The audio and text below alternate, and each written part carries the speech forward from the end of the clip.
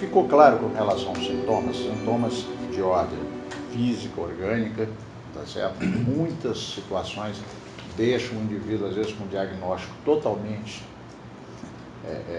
complicado, os médicos não sabem diagnosticar, tá certo?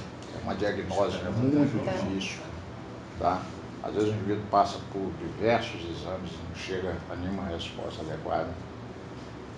Por isso que a gente fala, primeiro medicina, porque o pessoal já foi querendo colocar logo a culpa nos espíritos e nos obsessores. Não, vai lá para a medicina primeiro.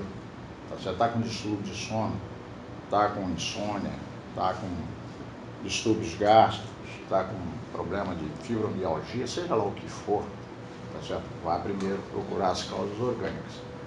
Mas sabendo que também existem causas espirituais. Os obsessores, os processos obsessivos respondem por muitas dessas situações. E na área psicológica também. Às vezes a pessoa perdeu um emprego, acabou de ter um relacionamento de anos que foi desfeito de uma forma traumática. Como que essa pessoa não vai ficar ansiosa? Ou ter uns quadros de depressão? Pode eventualmente ter uma entidade que se aproveite? Tudo bem, mas percebe, você está diante de um quadro muito claro. Agora você tem situações que fogem desse perfil, né? Então entender isso. E aqueles quadros mais dramáticos. Às vezes você vê, por exemplo, pessoas que estão sendo levadas para reuniões mediúnicas, porque são médiuns, mas que são processos obsessivos que não estão no quadro da obsessão simples. Estão no quadro já da subjugação, pessoas com toque. Muito comum você vê pessoas com toque, transtorno obsessivo compulsivo. Você vê pessoas, por exemplo, sendo levadas para reuniões mediúnicas com quadros de pânico, que deveriam ser avaliados com muito cuidado e coisas assim.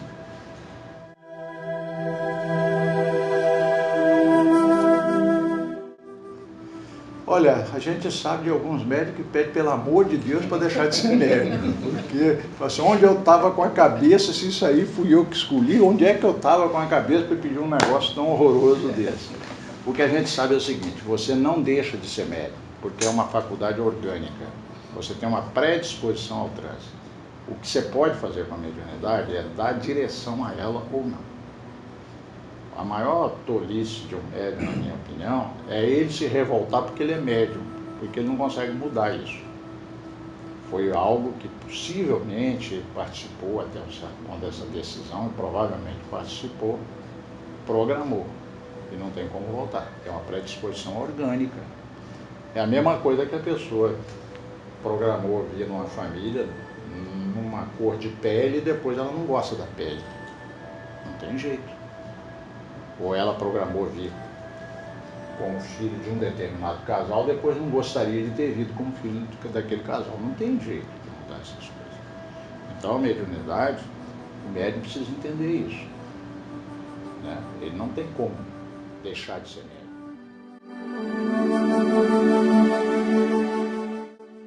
A suspensão, sim, ela é tratada inclusive lá no livro dos médiuns, tá certo? Por exemplo, o indivíduo começa a se conduzir de uma maneira tão inadequada, e ele era alvo da ação, vamos dizer assim, da programação de uma equipe espiritual, já está realizando uma série de coisas muito adequadas, só que de repente ele começa a ficar vaidoso, orgulhoso daquilo, ou pior, começa a explorar isso de alguma maneira. E aí essa equipe pode resolver se afastar. Aí diz que a mediunidade foi suspensa. Não, simplesmente ele vai parar de curar, ele vai parar de ter aqueles efeitos tão bonitos que tinha quando estava nas boas companhias. Mas a mediunidade dele continua, só que agora quem é que comparece? Quem é que entra agora? Aí o indivíduo já não consegue mais daqueles mesmos efeitos, aquelas situações, então diz que a mediunidade não necessariamente. Foi apenas uma questão de sintonia. Ele, com suas atitudes, que mudou a sintonia. Agora, há casos específicos de suspensão? Há. Às vezes por mérito do médium. Nós, por exemplo, conhecemos o caso de uma médium que quando ela estava já num grau mais avançado de saúde, pela folha de trabalho que ela teve até ali, os benfeitores espirituais fizeram o quê? Suspenderam a mediunidade. Suspenderam em que sentido? Ela deixou de ser médium? Não. Mas eles deram uma cobertura sem usá-la mais. Sabe como é que é? Não a utilizavam mais, né? No trabalho de psicografia e de outras coisas mais. Protegendo. Mas também não deixava aquele campo aberto para ele vir, porque ela criou uma defesa. Então, você diria que é uma suspensão, né? Mas nesse sentido.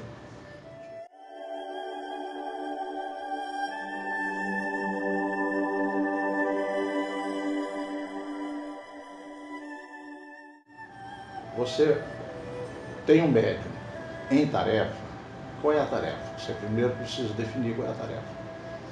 Ah, ele vai participar da reunião mediúnica. Tá. Reunião mediúnica com que objetivo? Qual é o objetivo dessa reunião? Não, reunião mediúnica. Ó, isso deixa um campo aberto demais.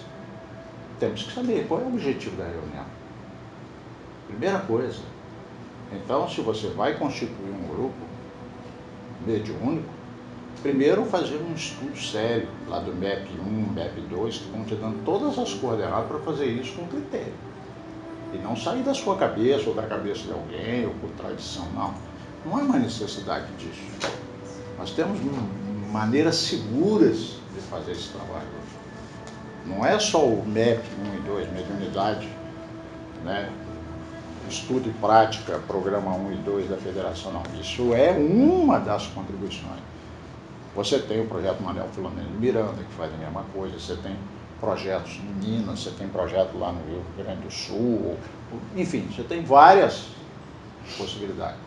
Não há mais nenhuma necessidade de ninguém ir para uma tarefa dessas sem estudo. E não deve, e tem todos os elementos para fazer isso. Então, se você fez isso, você já eliminou uma série de inconvenientes. Esses inconvenientes, alguns deles que você leu aí, eles só existem porque faltou o estudo. Porque eles são totalmente tratados na fase de estudo. Todas essas questões são tratadas. De forma que quando o indivíduo chegar na reunião mediúnica, ele já foi preparado. Ele teve uma parte de estudo e uma parte de prática com pessoas que orientaram adequadamente. Então, primeira coisa, objetivo. Qual o objetivo? A nossa reunião, ela realmente é uma reunião que a gente costuma chamar mista. Nós vamos receber espíritos dementados, espíritos com fixações mentais, nós vamos sofredores e também obsessores. Geralmente a reunião de desobsessão, ela começa por uma reunião mista. Depois, quando você tem médiuns muito bem preparados, ela vai tomando uma característica mais de desobsessão e pode vir a ter só característica específica. Mediunidade, a reunião de desobsessão. Tá? O normal das nossas reuniões aí pelas casas que a gente vê são reuniões mistas. O médium dá passividade e as entidades que comparecem são espíritos sofredores, suicidas, pessoas que não têm consciência de que desencarnaram. Aparecem os obsessores, aparece de tudo um pouco. Ora, se o médium está ali nessa tarefa, é evidente que ele tem que deixar que o espírito coloque o que ele é, sem os exageros. Ele quer bater na mesa, quer dar um soco na mesa, não vai dar um soco na mesa. A educação do médium não vai permitir. Ele quer falar um palavrão, não vai permitir. Xingar, ele quer gritar, não vai conseguir, porque o médium não vai deixar. Isso é a educação do médium faz. Mas o médium não vai tolhê-lo de tal maneira que ele não expõe a raiva dele, que ele não coloque a agressividade dele, que ele não coloque, né, outras características que são próprias dele. Isso não tem nada demais. Por quê? Porque a reunião foi feita para isso. O que você espera? Se a reunião tem esse destino, é para atender espírito dementado, você quer que ele chegue ali com a cabeça tranquilinha? Se ele é deseducado, você quer que ele chegue educado? Não tem sentido. Então, dentro de limites, isso é permitido e deve ser permitido, e é assim que se faz. Então, o que o médium faz é uma contenção. O espírito quer levantar, de repente ele está sentado, quer levantar, quer se agitar, quer derrubar uma mesa, não vai deixar. Isso o médium que não vai deixar. Porque ele é educado para isso. Mas, dentro de um certo limite, deixar que o espírito se expresse. Tá?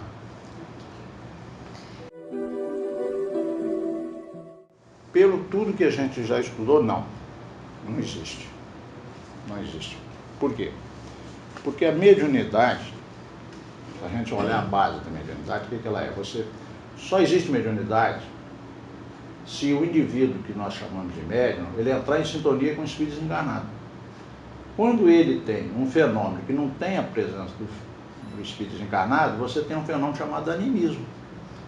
Então o indivíduo ele pode psicografar e não ter espírito nenhum. É da cabeça dele. Ele pode fazer um transe anímico e psicografar. Isso está lá no livro dos médiuns. Tem gente que pensa que a gente está inventando quando está falando isso. Kardec perguntou isso lá no livro dos médiuns. Se era possível isso acontecer. Os espíritos foram claros. Claro que pode. O indivíduo pode fazer um transe anímico. Ele pode extravasar nesse transe anímico uma característica que parece até de ser de uma outra personalidade e ser ele próprio numa encarnação anterior. Você pode ter quadros, que acontece, às vezes com uma certa frequência ou não, mas pode acontecer, o médium fazer um transe e esse transe favorecer que venha à tona uma vivência dele anterior. Ou seja, você vai ter um quadro espontâneo de regressão de memória ali. Você não foi com aquele objetivo, mas ele pode ocorrer. Tá certo? Então, esse fenômeno é anímico. Se ele entra em sintonia com o espírito e passa a transmitir o pensamento dos espíritos, ou daquele espírito, aí o fenômeno é mediúnico. Só que não existe possibilidade de um fenômeno mediúnico não ter a participação do próprio médium. O corpo é de quem? É do médium. O cérebro é de quem? Outra coisa que é fundamental. Quem manda no corpo do médium é a mente do médium. Ou seja, é o médium que manda no seu corpo. Quando ele não tem esse controle é porque ele está obsidiado. Ou auto-obsessão ou hetero-obsessão, não importa se ela é de fora para dentro ou se é dele próprio. Ele está em desequilíbrio. O médium, quando ele está em equilíbrio, ele tem domínio do seu corpo. Então, ele permite, é um estado de adesão. Transe, segundo André Luiz, é um estado de adesão. Ele, médium, concorda que um espírito qualquer entre na sintonia com ele e vá utilizar seus recursos. Mas o médium dá essa permissão. O médium obsidiado, não. Isso ocorre à revelia dele. Tanto que ocorre nas horas mais inoportunas, nos lugares mais inadequados. O médium educado, não. Ele tem a chave. Então, o espírito vai psicografar, vai usar o quê? Os recursos do médium. E quem é que vai realmente escrever? A mão é de quem? Essa mão é controlada por quem? Está ligada ao cérebro do médium, que por sua vez está sob um comando do médium. É que o processo é tão sutil que as pessoas não conseguem às vezes identificar isso, mas o médium não pode alegar, em sã consciência, que o espírito escreveu algo que ele não concordava, ou que o espírito fez isso ou aquilo através dele que ele não sabia, ou que não podia, ou que não deveria. Isso só ocorre porque a vontade dele está bloqueada. É um processo que precisa ser analisado. Agora, um médium equilibrado, não. Ele entra em sintonia. Para resumir isso, tem uma conversa, uma entrevista com o Divaldo, onde ele fala isso. O médium, no começo da sua tarefa, ele é, por exemplo, 80% animismo e 20% mediunidade. Na medida que ele vai trabalhando e vai amansando seu personalismo também, que a gente tem observado isso, porque médium muito personalistas não fazem muito progresso, não. Tá? Mas na medida que ele vai entrando no campo do trabalho, da humildade, vai se asserenando, vai se pacificando, praticando, né? Entrando no campo da humildade, ele vai permitindo que o fenômeno vai evoluindo. Daí a pouco tem meio a meio. Depois de um certo tempo tem meio a meio. 50% animismo e 50% mediunidade. Os médiuns mais desenvolvidos, entre aspas, os médiuns que já chegaram a um grau ótimo, eles têm 80% de mediunidade e 20% de animismo. Mas zero animismo não pode ter. A característica do médium. Você pega Divaldo, você vê a característica do médium na psicografia. Se ele estiver fazendo palestra, você vê a característica do médium. Chico tinha aquela mediunidade, todo mundo admira, mas tinha a parte específica dele. Dependendo da situação, você vai ver a caligrafia de quem? Em condições normais? Do médium. Se não for necessário uma comprovação muito específica, a caligrafia que você vai ver ali na psicografia é do médium. Para que vai gastar tanta energia, tanto recurso para sair a letra do espírito? Só se for um quadro específico que requer isso, o médium tem esse potencial, às vezes ele não tem, para fazer esse trânsito, porque é um aspecto mais comprobatório, alguma coisa mais específica. De rotina, para que você vai pedir a um médium comum que o espírito fale com a voz que ele tinha, com o timbre que ele tinha? Às vezes é impossível, porque ele é apenas médium da psicofonia. Para ele fazer isso, ele precisa ser médium com recursos ectoplasmáticos. E ele não tem. Mas se ele tiver, ele pode fazer. Agora vai ficar gastando esse ectoplasma todo para ficar convencendo quem já sabe que espírito existe? Percebe? Então você vai ver um homem falando através de uma médium mulher com a voz da mulher. Para que precisa sair com a voz dele? Ou vice-versa? Por quê? Percebe? Então você vai ver que não tem jeito. O cérebro é do médium, o corpo é do médium, o transe ocorre na aparelhagem do médium. Há uma sintonia mente a mente, segundo André Luiz, está muito claro isso nos domínios da mediunidade. Para que isso ocorra, é preciso que haja sintonia mente a mente, uma adesão. Aí volta a repetir, porque a pessoa diz, mas eu não queria nada que aquele espírito entrasse, porque é processo obsessivo. No processo obsessivo, a adesão foi feita onde? Lá atrás. Quando você, pela sua invigilância, deixou que aquele espírito fosse entrando, chega um ponto que ele está te dominando.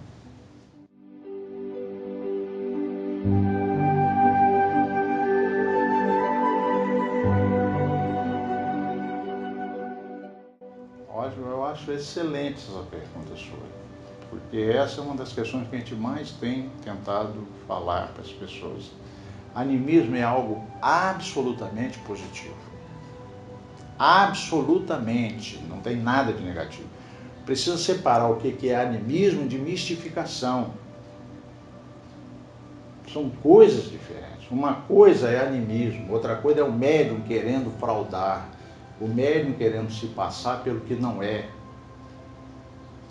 Porque nem o médium permitindo que um mistificador se comunique através dele, quer dizer que ele está fazendo algo errado. Por exemplo, eu gosto de falar isso para a gente entender bem claramente essa questão. Você está numa reunião mediúnica, comunica-se um malfeitor. Ele é um indivíduo ligado ao crime. O médium dá toda a permissão para que ele se mostre tal como ele é. É um mulherengo, ou sei lá o quê, doente, todas as possibilidades. Ora, no mundo espiritual existem mistificadores. Então o médium não vai permitir que o mistificador se comunique? Ele permite. Agora, quem é que tem que resolver esse problema? É ele? Não, é quem vai conversar com ele, o espírito. Quem vai dialogar é que tem que saber lidar com isso. E não depois dizer para o médium assim, ó, você toma cuidado porque você está recebendo o mistificador. Não, mano. O meu papel é botar você de frente do mistificador. Não tem nada errado nisso. Então entender bem claramente, uma coisa é animismo, outra coisa é mistificação. Tá certo? O médium está fraudando. O médium está sob o domínio de um espírito maldoso que o dominou. É um mistificador, está fazendo uma série de coisas inconvenientes. É uma coisa. Isso é uma coisa. Agora, o animismo em si é o potencial do indivíduo. Ele precisa ter consciência disso e precisa trabalhar isso. Chico, por exemplo, quando ele foi receber determinadas comunicações, no início, quando Emmanuel começou a trabalhar com ele, psicografou uma série de coisas. Aí, quando ele já tinha lá uma quantidade enorme de mensagens psicografadas, ele perguntou para Emmanuel: Manuel, o que nós vamos fazer? Nós vamos publicar isso? Ele falou: não, joga fora. Ele falou: o quê? Jogar fora? Aquelas mensagens lindas, citações evangélicas e uma série de coisas. Joga fora. Ele ficou chocado. Isso aí foi apenas treinamento. Entendeu? O que ele ia realmente fazer era depois. E o Emmanuel, quando ele precisou trabalhar aquela parte do André Luiz, recomendou que ele conversasse com o pessoal da área científica, médicos, engenheiros, físicos, etc., para colocar no cérebro pelo menos algumas palavras técnicas que facilitassem o processo. Aí alguém diz assim: isso tira toda a autenticidade do trabalho. Não tira nada. Um cara que tem uma memória excelente pode decorar uma multidão de palavras no dicionário. Manda ele fazer um texto sobre um texto científico para ver se sai alguma coisa. Não sai nada, porque memória só não resolve. Né? Então, entender isso. Aí o Emmanuel fala com ele: precisa preparar o campo de aterrissagem. Se você não preparar o campo de aterrissagem, só vai receber teco-teco. Como é que você vai receber Boeing? E um Boeing 747? É você, é o seu trabalho. Não é deixar por conta dos espíritos. Então, olha como é que o animismo começa a tomar uma outra conotação completamente diferente.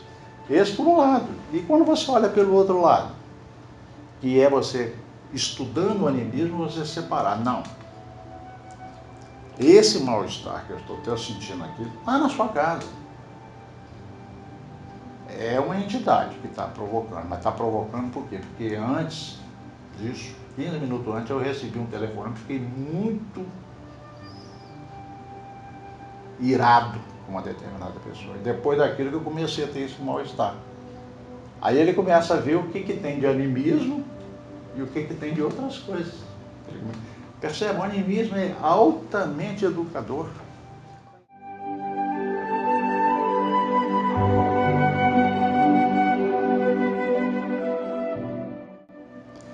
Bom, a questão aí é muito interessante.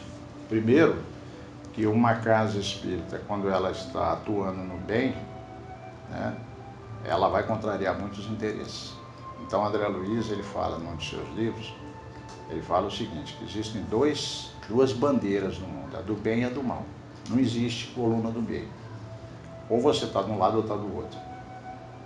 Omissão já diz para onde que você está. Então, na verdade, existe o bem e o mal. Quando você começa a fazer o bem, você contraria interesses. Contraria interesses, inclusive, até de grupos. Então, é natural que haja um assédio, uma tentativa de destruir aquilo.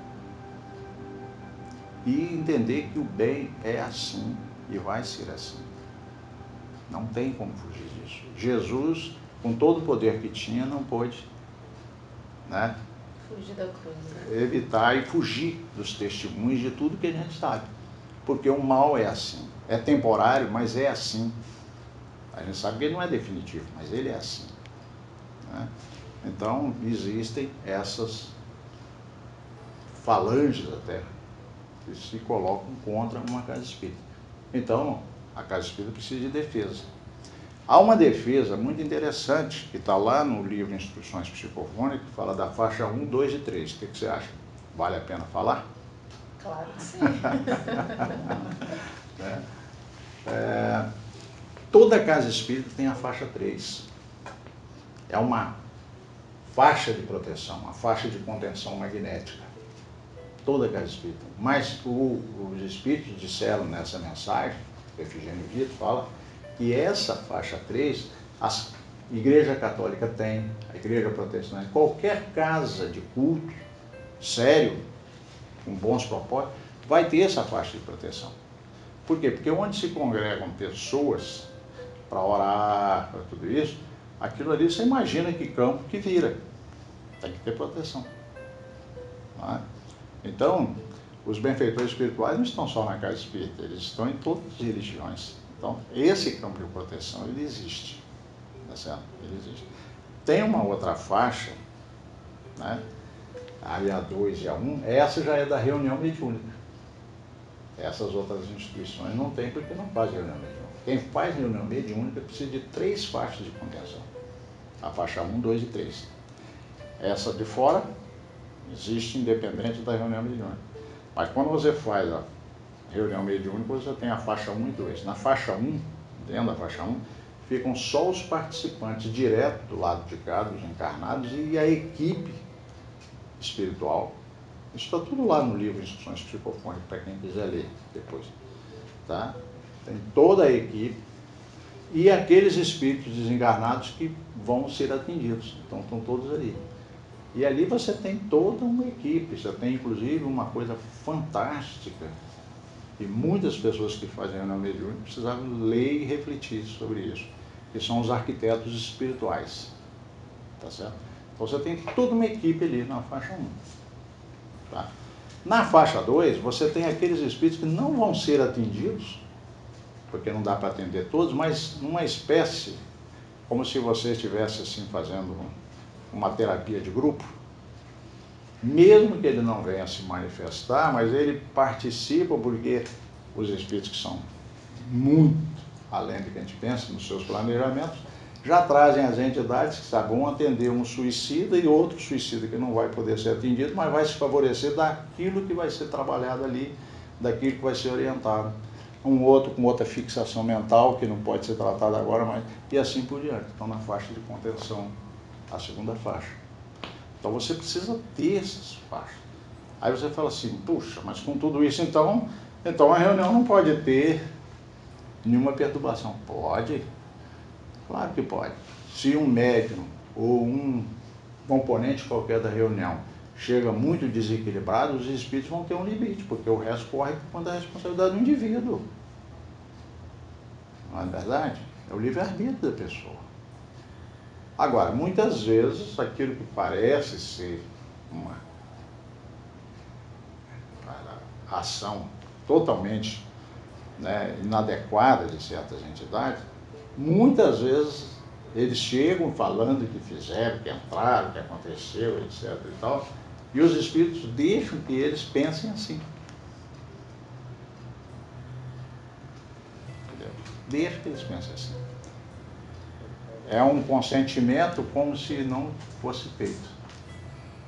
Entendeu como é que é? As entidades entram, aquela empáfia toda que eles fazem, que vão, que fazem, acontece isso, aquilo, que não sei o que e tal. E ninguém vai dizer que não, é isso mesmo. Mas, na verdade, a barreira estava lá, ela foi permitida. E muitas vezes para nos chamar a atenção da nossa invigilância. A gente achar que estamos sendo protegidos, que tem que deixar tudo por conta do espírito, e aí fazemos certas coisas. Então, de repente, a gente pode passar alguns apertos para a gente aprender.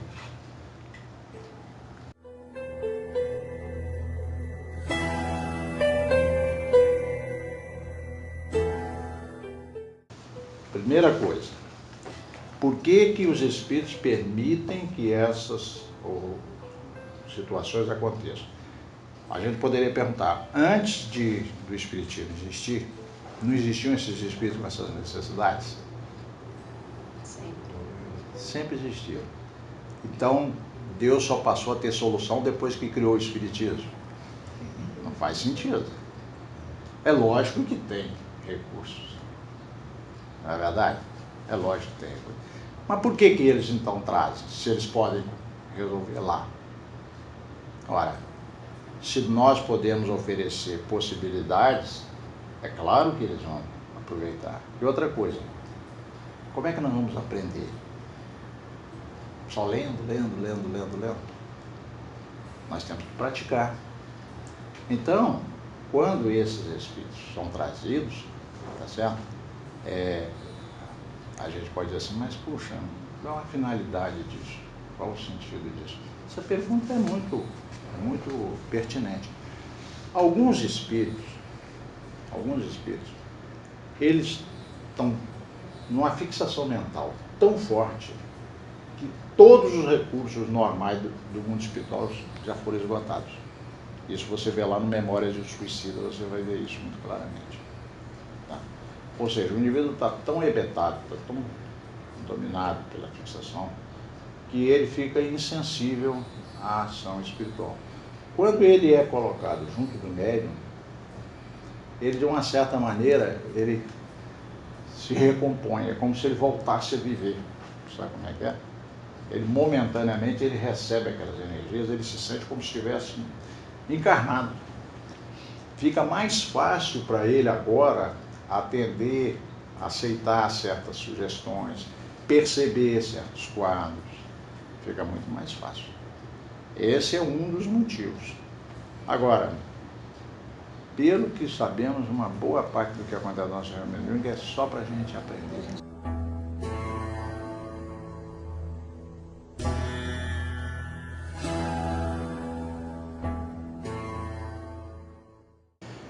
Bom, a primeira questão da escala espírita é essa, é que a pessoa que não estudou o espiritismo, ela pode não saber sequer que existe essa escala. Então ela vai bater continência, vai fazer reverência para espíritos que não têm nenhuma qualificação. Ela não sabe distinguir as coisas, ela ainda olha a coisa de uma maneira muito mística. Quando ela passa a ter noção da escala, ela sabe que ela pode receber dentro da reunião pode se manifestar um espírito altamente respeitável, né? Está numa escala mais alta, mas pode se manifestar entidade de todas as características. Então a primeira coisa da escala é para você não se deixar iludir, saber inclusive que você conversa com aquela situação que nós já citamos aqui, inclusive do mistificador, saber que tem todas as possibilidades. Então você já entra sabendo. É diferente de ter que sair tateando no escuro. Você já sabe disso e tem mais padrão. Mas a questão do diálogo tem foi interessante a forma de você perguntar por causa disso. Porque tem uma atitude de alguns dialogadores que não são dialogadores, eles são doutrinadores. Né? O indivíduo parece que quando ele entra dentro da reunião, ele bota uma vestimenta, uma capa, sei lá o que ele bota, que ele agora é doutrinador. Ele conversa de uma maneira que não é normal com as outras pessoas, traz frases prontas e quase discurso decorado para sapecar em cima dos espíritos. Né? Ou seja, é uma situação completamente anacrônica. Então, a primeira orientação é você não doutrinar, porque doutrinar é catequizar. Né? Você não vai catequizar ninguém. Você não vai converter ninguém, você vai conversar. Então, por isso que eu acho que uma boa referência para quem vai conversar com os espíritos seria, se pudesse, se for adequado, se tiver o perfil, e também se não tiver, seria bom até questionar, essa pessoa deveria trabalhar no atendimento fraterno. Se ela tem gabarito para fazer atendimento fraterno, possivelmente terá gabarito para fazer essa conversa com os espíritos. Se ela não tem, possivelmente não vai ter lá também não. Tem que ser uma pessoa que sabe ouvir, uma pessoa que tem um conhecimento bastante acentuado de doutrina espírita. Então é uma pessoa que sabe dialogar, que sabe ouvir, que sabe refletir, colocar na medida certa, né? Tem uma dialética adequada de convencimento, essa coisa toda.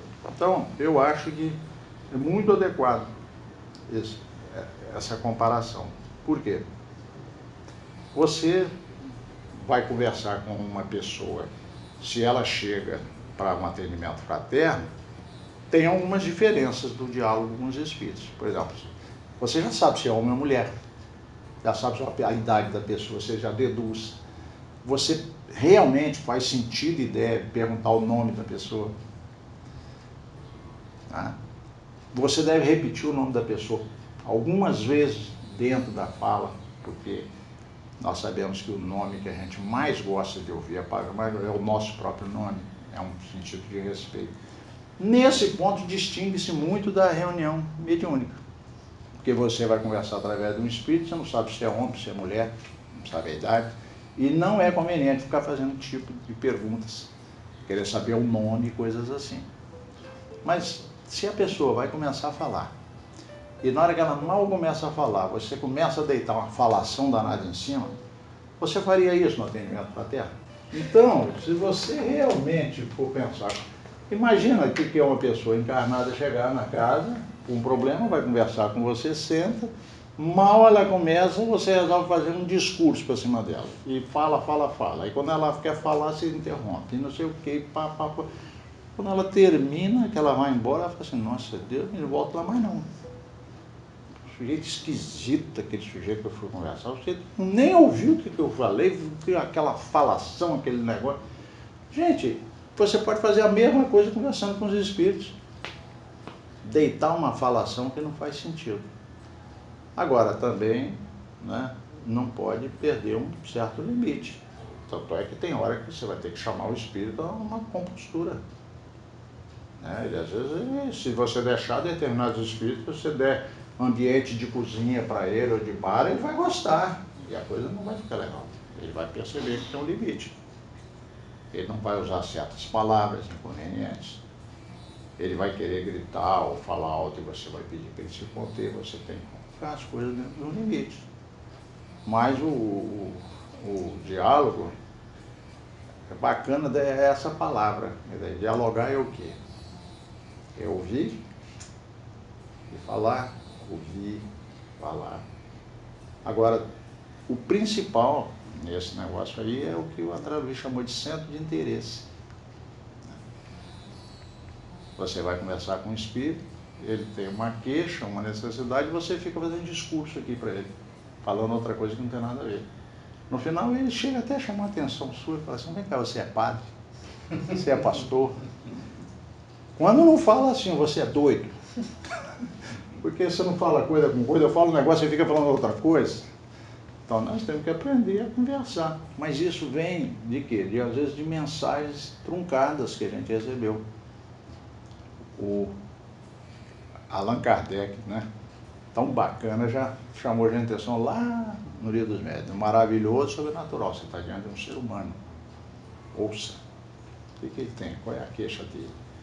E em função disso você vai conversando. E mede o quanto pode fazer. Por exemplo, tem pessoas que falam assim, acho que aquele livro dos Espíritos está errado. Por quê? Porque lá no livro dos Espíritos a gente vê assim, que quando chega desencarna, ele chega do lado de lá, ele revisa seus pontos de vista, né, refaz suas coisas. A gente vai para a reunião, todo mundo não sabe nem que morreu, que não sei o quê. Mas você queria o quê? Você está em que tipo de reunião? Qual é o objetivo da reunião que você foi? Você queria que os espíritos equilibrados, que estão conscientes, viessem para quê? Fazer o quê na reunião? Aquilo ali é um pronto-socorro. Pronto-socorro recebe o quê? Aí você tem que ter uma conversa adequada. O sujeito está reclamando de dor na perna, que ele resolveu um acidente e tal, e você está falando de Jesus, e vamos ter paz, vamos ter como... O paciente fala assim, tá, meu amigo, eu posso até ter, mas pelo amor de Deus, faz um curativo aqui. Tem que ser prático. Isso aí, você sabe o que é? É uma coisa que eu fui, assim, ao longo do tempo, fui percebendo. Falta ler André Luiz. Para certas pessoas que fazem certos diálogos ainda dentro de um formato muito formal, aquela coisa muito assim, muito mística, coisa assim, leia um pouco de André Luiz. Ou então eu sou mais direto com algumas pessoas. Vem cá, você acredita que o que o André Luiz falou é verdade ou não? Por quê? Porque você conversa com o espírito. Se ele tem sede, você acha que ele não pode ter sede. Se ele está com fome, ele não pode ter fome. Se ele está com raiva, você não aceita que ele tenha raiva, então, como é que fica? Por que você não vai lá ler Nosso Lar? Aí vai ver que o André Luiz teve sede, a barba cresceu. Quando ele foi atendido no hospital, botaram ele numa cama. Não é ficção.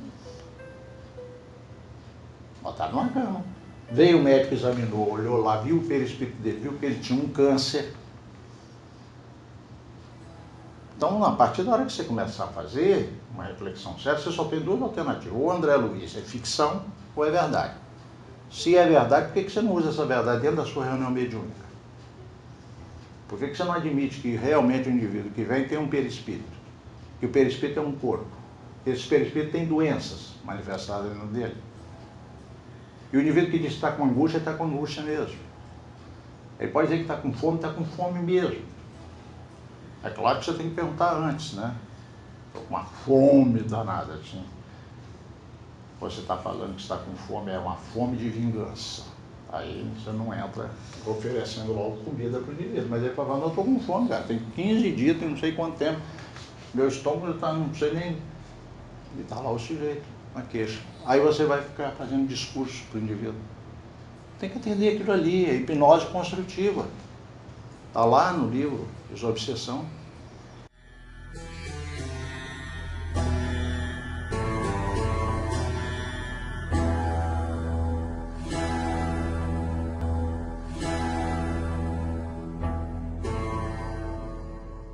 Eu falo com tanta convicção que o indivíduo está sendo atendido, falo da equipe espiritual que está ali, que são os benfeitores, que ele vê. Ele vê. Entendeu? Eu acho que talvez o que esteja faltando nessa pessoa é um pouco mais de convicção. Ele mesmo diz assim, será que vai mesmo? Será que vai dar certo? Né? Olha, se o indivíduo está com sede, tá? E você vai conversar com ele, você procura saber, a sede dele é tão intensa que aquilo é uma angústia para ele, maior que eu, você tem que procurar saber o seguinte, o que é sede no corpo humano? Ele tem muita sede. Ele fica com o paciente ouvir um discurso de 10 minutos, ou ele faz, meu amigo, me dá água primeiro, depois nós vamos conversar. Quando você toma consciência disso, você sabe o seguinte, o espírito, dependendo do grau dele, ele pode realmente estar com essa necessidade muito forte.